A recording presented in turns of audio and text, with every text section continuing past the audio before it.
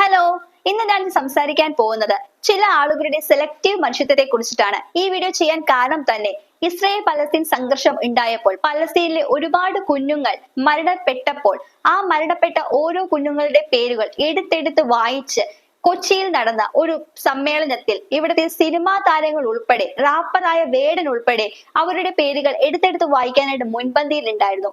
ഇതെല്ലാം എല്ലാവർക്കും അറിയുന്ന കാര്യമാണ്. എന്നാൽ ഇന്ന് പലസ്തീനിൽ ഹമാസ് അവിടുത്തെ ഗോത്രവർഗക്കാരെ ആക്രമിക്കുമ്പോൾ അവിടെ മരണപ്പെട്ട കുഞ്ഞുങ്ങളുടെ പേരുകൾ എടുത്തു വായിക്കാൻ ഈ സെലക്ടീവ് മനുഷ്യത്വ ആൾക്കാർ എന്തേ ഇല്ലാത്തത്? മനുഷ്യത്വത്തിന്റെ പേരിലാണ് ഇവർ ഈ കാട്ടിക്കൂടുന്നതെങ്കിൽ മനുഷ്യത്വം എന്ന് പറയുന്ന ഒരു സെലക്റ്റീവ് അല്ലല്ലോ. ഒരു പ്രത്യേക ജില്ലയിലോ ഒരു പ്രത്യേക സംസ്ഥാനത്തോ ഒരു പ്രത്യേക മതത്തിലോ ഒരു പ്രത്യേക ആളുകളിലോ വന്നു കഴിഞ്ഞാൽ മാത്രമല്ലല്ലോ, ദുരവസ്ഥ വന്നാൽ മാത്രമല്ലല്ലോ മനുഷ്യത്വം പൊട്ടിമുളക്കേണ്ടത്. എല്ലാ വിഭാഗത്തിലെ ആളുകൾക്കും എന്തെങ്കിലും സംഭവിച്ചാൽ മനുഷ്യത്വത്തിന്റെ പേരിൽ ഇവർ ഇറങ്ങേണ്ടതല്ലേ? എന്തേ ഇവർ ഇറങ്ങുന്നില്ല? എന്തുകൊണ്ട് ഇവർ പ്രതികരിക്കുന്നില്ല? പഹൽഗാമിന്റെ കാര്യം തന്നെ എടുക്കാം. ഇവർ ആരെങ്കിലും അവിടെ മരിച്ച ആളുകളുടെ പേരുകൾ എടുത്ത് വായിച്ചുവോ? ആരെങ്കിലും എന്തെങ്കിലും പറഞ്ഞുവോ? ഒരു മയം നടത്തിയോ? ഇതൊന്നും ചെയ്തില്ല. അതിനു പകരം പലസ്തീനില് അങ്ങ് കിടക്കുന്ന പലസ്തീനില് കുഞ്ഞുങ്ങൾ മരിച്ചപ്പോൾ അവരുടെ പേരുകൾ എടുത്തെടുത്ത് വായിക്കുന്നു, മയം നടത്തുന്നു. പോട്ടെ, ഇവര് കാരണം നൈജീരിയ കത്തി അമർന്നുകൊണ്ടിരിക്കുകയാണ്. നൈജീരിയയിലും ഒരുപാട് കുഞ്ഞുങ്ങളുണ്ട്. അവരുടെ പേരുകൾ എടുത്ത് വായിച്ചു. അപ്പോൾ നിങ്ങൾക്ക് സെലക്റ്റീവ് മനുഷ്യത്വം എന്ന് പറയുന്നത് പ്രത്യേക വിഭാഗം ആളുകൾ മരിച്ചു വീഴുമ്പോൾ മാത്രമാണ്. ആ ആളുകൾ കാരണം മറ്റുള്ള രാജ്യത്ത് എന്തെങ്കിലും കോട്ടം തട്ടിക്കഴിഞ്ഞാൽ നിങ്ങളുടെ മനുഷ്യത്വം ഉണരുകയില്ല.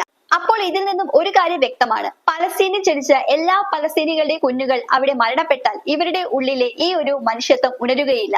അതിനു പകരം സെലക്റ്റീവ് ആയിട്ടുള്ള പ്രത്യേക ആളുകളുടെ കുഞ്ഞുങ്ങൾക്ക് കോട്ടം തട്ടിയാലോ അല്ലെങ്കിൽ പ്രത്യേക തരം ആളുകൾക്ക് എന്തെങ്കിലും പ്രശ്നം വന്നു കഴിഞ്ഞാൽ മാത്രമേ ഇവരുടെ ഉള്ളിലെ ഈ സെലക്റ്റീവ് മനുഷ്യത്വം ഉണരുകയുള്ളൂ. സെലക്റ്റീവ് മനുഷ്യത്വം ഉന്നയിക്കുന്ന ആശയങ്ങൾക്കൊത്ത് തുള്ളുക എന്നതാണ് ഇപ്പോൾ ഇവിടെ പുരോഗമനവാദികളുടെയും നവോത്ഥാനം പറയുന്നവരുടെയും പ്രധാന ജോലി.